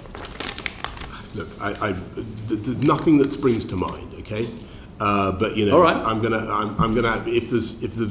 what I will say, Chris, is if you have some information. No, I'm asking you, Prime Minister. I'm asking you this because it seems incredible to me that you would not remember that you've been told this about somebody who is one of your closest allies in Parliament. I think I've tried to explain exactly the circumstances. Well, you haven't. But let me ask you a different question, because you've not answered this elsewhere. Did you say all the sex pests are supporting me, or words to that effect? No. People attribute all sorts of things to me. I don't remember saying those words, but people ascribe all sorts of things to me. That sounds like a yes to me. Okay. Did you say he's a bit handsy? It's not a word I use, actually. So that's a definite no? I would not have used that word, but you know. It's a definite no, is it? Look, I'm saying people maybe hear me say all sorts of things. It's not handsy, as it happens, is not a word I use, but... all right, did you say Pincher by name, Pincher by nature? I'm not going to get into some trivialising discussion of what I may or may not have said. This is a serious matter. Yes. The member is now I believe has had a complaint made against him, and that is where I propose to leave it. No, but the point is, the member's had a complaint made against him. If you just let me for a moment, the point is that the allegation is that you have trivialised this issue. You've not even remembered it, perhaps because he's a useful ally to you. And the point is that then you appointed somebody who you believed to be a sex pest in a position of power and authority over other people in Parliament. So that's not right, because under any view, the issue at the Foreign Office was. Although it was upheld, it was resolved in a way that was satisfactory. It was upheld. It was resolved in a way that was satisfactory to all parties, and there are issues that I can't be confident that it was a sexual. There was sexual implications. Well, Sir Malcolm. Mr. MacDonald Lord MacDonald, makes it very clear that it was very similar to the allegations of what happened in the trouble is, But let me ask you if I may say so, that I was given on the occasions when it was mentioned to me, I was given very brief, a very sketchy account, and I really think that you need to. It just seems incredible that you wouldn't think that was a matter worth investigating or talking about. Can I ask you? Was Neil Parish right? It was investigated, and it was investigated, and it was upheld. By the Foreign Office. Was Neil Parish right to resign from Parliament? Well, I think that the problem he had was that he was. Was he right to resign? It was his decision. Was he right to resign? I think that he was doing something that is not normal or tolerated in most workplaces. So should Chris Pincher resign from Parliament? Well, you ask about my relationship with him. I took the whip away from him. Should he resign from Parliament? That's a matter for him. So you think he should stay? Well, that's a matter for him. But I took he no longer sits as a Conservative MP. Was it right for Sarah Dines to ask the man who was groped in the Carlton Club whether he was gay, and to say that it was problematic that he was? You're asking me about what other members are alleged to have said. I can't be No, certain. no, there are 5 other, including people in this room, there are 5 other MPs who witnessed it. It's not in any doubt, and I don't think she has denied it. Was it right? No, or is it not victim shaming? Let me put it this way. I think that what happened was extremely serious, and as soon as I knew that a complaint had been made, and I talked to a witness, and I removed the whip. And you talked to Sarah Dines about it? I haven't talked to her about that, but I removed the whip immediately. Do you not understand why this is problematic? Because it means that being gay, for some reason or other, makes you sort of asking for it. Chris, look, I see why you're putting it like that. I don't know whether I very much doubt that Sarah meant it to be interpreted that way. You said yesterday about Chris Pincher, if I had my time again, this is a bit of Captain Hindsight, if you don't mind me saying, but if I had my time again, you know who he is. Yeah. Yeah, it's you. If I had my time again, I would think back on it and recognise he wasn't going to learn any lessons, and he wasn't going to change. But that's true about you, isn't it? You're not going to learn any lessons, and you're not going to change. You're not capable of changing. We'll be doing this again, time and time again, if you stay in post, won't you? Coming to this committee, I will. And yes, I will. You know, I hope very much to be. Come on, you know what he's invited. asking, Prime Minister. He's not asking that question. Well, I don't know quite well. I mean, you know exactly what I'm asking. You don't. This is all about you in the end. The reason these things happen is because of you. He took liberties because he knows that you take liberties and get away with it, and allow other people to get away with taking liberties. So I'm not quite sure what you're driving at there. I think you know perfectly well what I'm driving at. But you were asked. You said on one of the other broadcasts. You said, if you're saying you want me to undergo some sort of psychological transformation, I think that our listeners would know that that is not going to happen. Isn't that the problem? We need a psychological transformation if you're to stay in office. With the greatest possible respect, what I think we all need to do is focus on the things that our electorates sent us here to settle for them. And they are how to fix the post-COVID economic shocks, and that's what we're doing. How to make sure that we improve the life chances of every kid growing up in this country. And I think what Robert said about kids being excluded from school was incredibly important, and I'm going to go away and look at that. These are the issues that matter to the people of this country. And that does not exclude the fascination that people will have with these other subjects, but that is what I am focused on.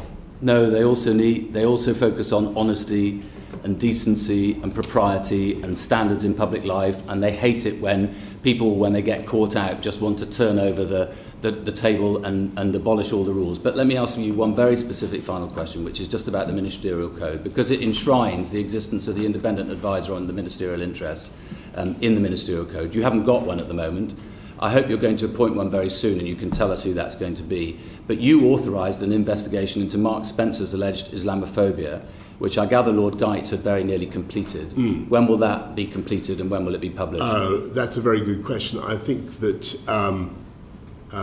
Lord Geit did give me a brief update on it. I had the impression that it was nearing conclusion. I'll have to get back to you. And is there going to be a replacement?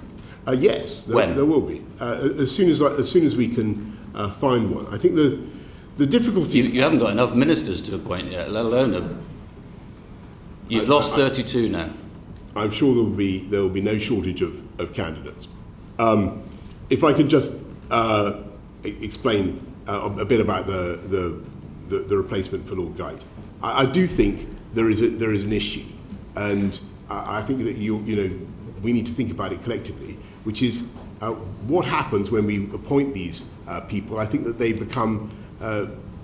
can become very exposed and very vulnerable to abuse, to political pressure, to campaigns, and I'm just giving you my view.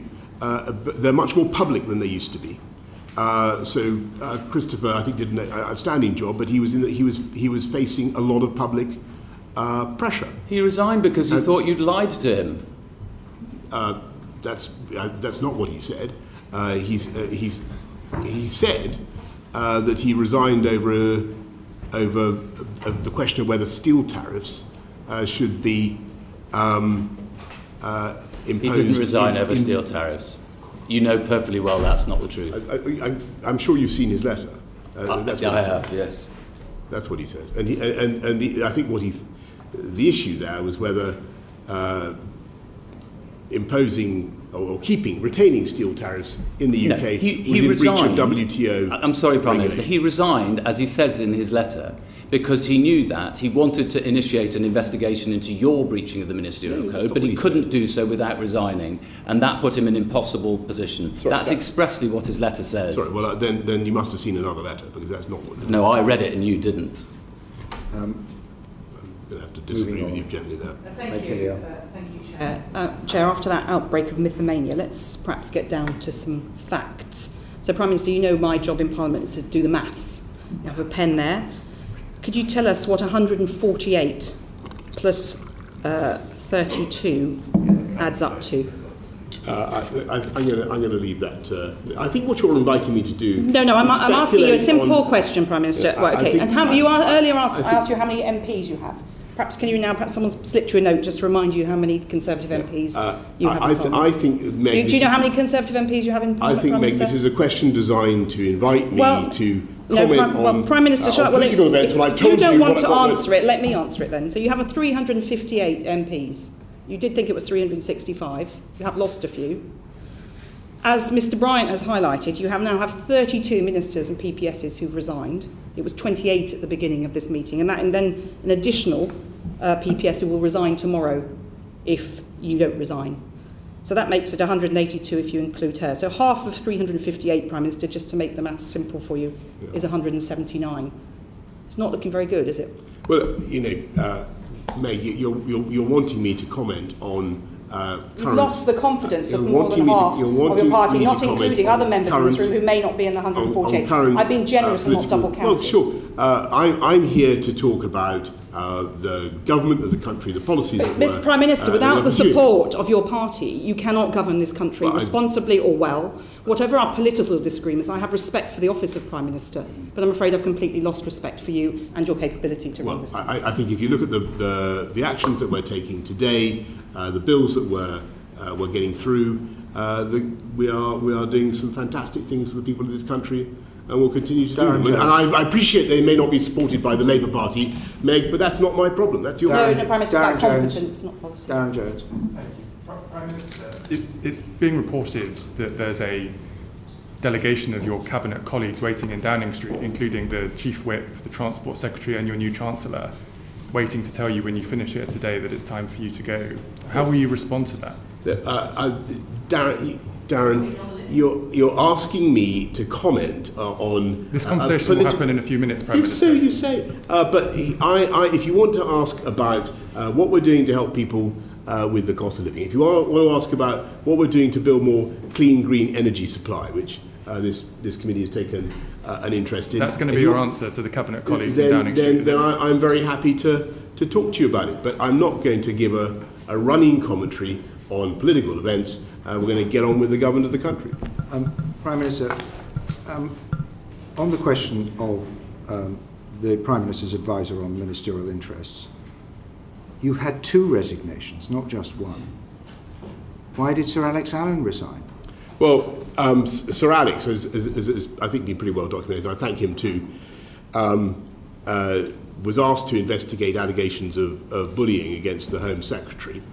The team produced quite a long report, which was based on a lot of extensive work, mainly anonymised interviews, and I read it very thoroughly.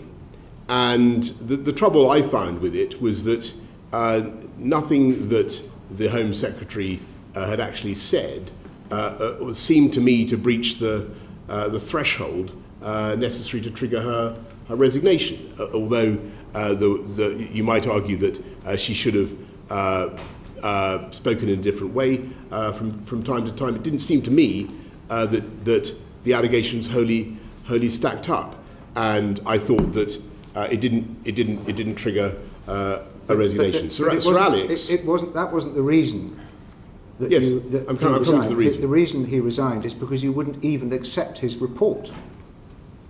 Well, no. Well, let me put it. Let me say what happened. So Sir Alex took a view that it wasn't that. I read the report and I read the whole thing. He didn't actually write it, but he simply read it and drew some conclusions. I read all the interrogations that had taken place, and it didn't seem to me that, although she might have spoken differently from time to time, it didn't seem to me that she deserved to be fired on the basis of what I read. I read the whole thing. So I made this point. Now the difficulty was that Sir Alex thought that the ministerial code had been breached, even if in a minor way, and that any breach of the ministerial code necessarily meant a resignation. That view has subsequently been modified by the Committee on Standards in Public Life, who have said that the ministerial that there can be gradations of sanctions for breaches of the ministerial code. So what you should have done is accepted Sir Alex Allen's report. He would not have resigned. Well, then it would the Home still Secretary... be in your gift not to demand the Home Secretary's resignation. No, but it wasn't... And the system would have been changed retrospectively as it has done. But you wouldn't even accept his report. No, Savannah, as I remember, the problem was that in order to... I would have had to accept the Home Secretary's resignation. That was the problem. And that didn't seem to me, although that didn't seem to me to be a necessary outcome. I mean, supposing you continue in office, what are the lessons you learn from the appointment of Chris Pincher? I think the most important lesson is, first of all, don't be less optimistic about people's ability to learn and perhaps take a bit more interest in it, because it's extraordinary how many things. And then secondly, Prime Minister, perhaps you should just take a bit more interest. Secondly, when something like this happens, make sure that we do a full timetable of exactly what happened and when it happened, so that when people go out to brief, they've got all the facts at their fingertips. But it's not a comms failure, this, Prime Minister. It's a proprietary and ethics failure. Isn't the real lesson that if we promote people with the wrong behaviour and attitudes in this place, it will give permission for people to behave in that way, which is why we've got a culture problem in this place. I think that you're onto. I think what you're saying is very important. I've given this a lot of thought, and I do think there is a problem with alcohol, and I've always resisted this conclusion in the past, but it sort of feels to me that some people simply can't take their drink, and we need to think about how we work that in Parliament. Now, this particular event took place in didn't take place in Parliament. But there is also an issue about standards of behaviour, so I additionally accept that I should have been more stringent in my approach, and as I've said earlier, I regret that. But don't we also need to learn? I take it that Chris Pincher is a friend of yours, and that would be perfectly respectable, that we've let him down because we didn't give him the help he needed. I think that's a very fair point. What system is there in this place to support people in that position? What do you have in place as a leader of a political party to help people who have behavioural or drink problems?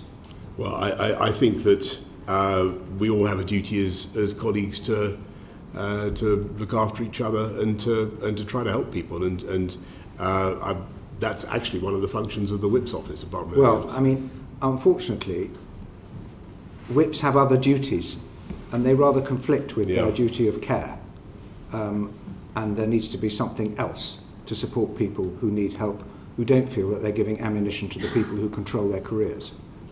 So that doesn't work, does it?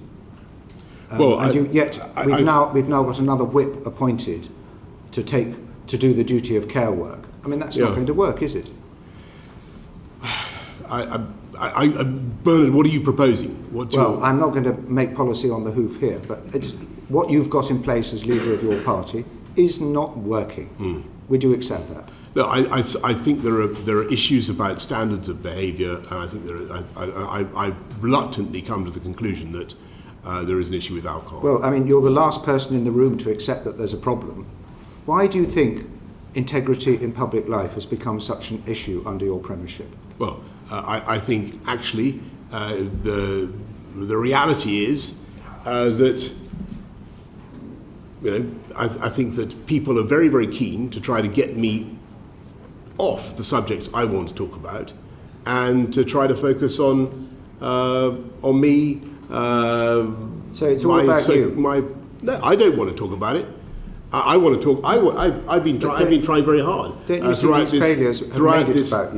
this session to talk about the things that I care about. Now, how much consideration are you giving to the prospect of your resignation? I'm happy to tell you that I'm getting on with the job that I was elected to do, and that is what I'm going to do. So all these problems are basically somebody else's fault? No, I think that I think it was so who is one of these people who's left. Who is responsible? Who should be held accountable? I am responsible, but I'm also responsible, Bernard, for delivering a huge manifesto commitments that we made in 2019, many of which are now coming through. Hugh asked about what are we doing to make sure that we're taxing electric vehicles properly. There is a colossal body of work that we're engaged on right now. We are uniting and levelling up across the country. We have the biggest programme of infrastructure investment that we've had for 100 years. And I'm going to get on with delivering on the programme that we set out and on the priorities of the people of this country. Important. And I know that there will be plenty of people who, for whatever motive, want to try to throw me off course by turning it into a story about something entirely different. And I think that it would be a fine thing if we focused on the arguments between us that are about policy and about the agenda and what we actually love doing, which is working hard for our constituents and trying to make their lives better. You know, let's talk. I mean, we've had some interesting exchanges about how to control inflation or motor vehicles. Those are the things that people are interested in, and that's what I'm focused on. Caroline Noakes. Bullying and sexual harassment are about a culture of power. Have you just sat there and told us that alcohol is an excuse? Not at all. Not at all. Not at all. Is it throwing us off the story by trying to talk about alcohol instead of talking about the culture that has underpinned those behaviours? Not at all. Not at all. I observe that some people seem to get very drunk, but that in no way minimises the underlying pattern of behaviour. Well, that's what you've just done. Exactly. I don't think. Prime Minister, I vehemently disagree with that. I hope that you will reflect that in the end we're all dispensable. Bernard, that is certainly true. The programmes and the policies of your government and all flesh is grass. The welfare of the British people and the security of the nation are indispensable. And if you are becoming an obstruction to the achievement of those aims, I hope you will consider your position. Of course I will. But I wanted you to know that my job is to get on and deliver on those aims, and that is what I was elected to do. Will you resign if it is clear that you do not have the confidence of the majority of Conservative MPs? You're asking me, I love this committee, but you're asking me again to offer commentary today on political events when I'm here to talk about I wish you to policy. be clear about one thing, that if you have lost the confidence of your MPs, you will not seek a dissolution. You will stand aside and allow a leadership election to take place so the Prime Minister may send for an alternative leader. That's the proper procedure, isn't it? What I'm going to do is get on with... I need you to answer this question. Where you're quite right, and where I passionately agree I need you to answer this question, Prime Minister. And with you, is that I see absolutely no need Prime Minister, I'm going to ask you once more, an election. If you have lost the confidence of your MPs and you're required to step down as leader of the Conservative Party, you will not seek to dissolve Parliament. Please think the confirm last that thing is this the country case. needs, Because we need, because this House, but I'm not going to step down. And the last thing this country needs, frankly, is an election. What because it needs, this House, what this, on the contrary, I think the risk is that people continue to focus on this type of thing, and I think that is a mistake. What we need to do is get on with stable... How would it help the crisis in Ukraine and the cost of living crisis if we were plunged into a general election that nobody wants? But this is your fancy. Well, then, I think then rule it out.